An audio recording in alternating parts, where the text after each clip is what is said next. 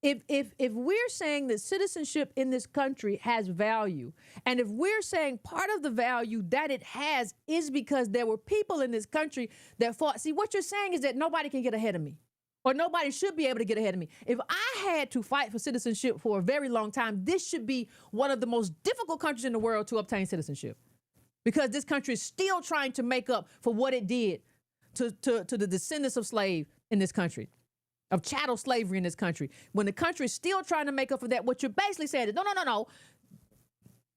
They don't have full citizenship yet. We're going to use the largesse of government to make sure that these people have citizenship before we take care of anybody else, before anybody else gets in the line.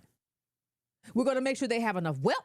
We're going to make sure that they can't fall below a certain point. We're going to make sure that all that stuff is taken care of. They have enough money. If they want to have kids, they can have them. We're going to make sure that happens. And we've always said, well, we don't want to have no oppression Olympics. It's not an oppression Olympics. I told y'all before, it's not an oppression Olympics because we won. Nobody wants to compare oppression because they know if they do, we win.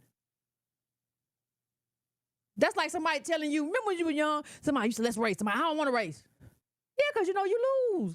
People who don't nobody want to do, if you say, let's fight. I don't want to fight. Yes, I know why. So yes, they don't want to say like, we don't want to do oppression Olympics. And we went right along with it. This is what we lost. And they had to back up from it. Yes, nobody wants to compare. And we have gotten caught up in this idea that we should not compete. We have to compete because you're in a competition right now for resources. Anybody who tells you that you're not in a competition for resources is lying to your face.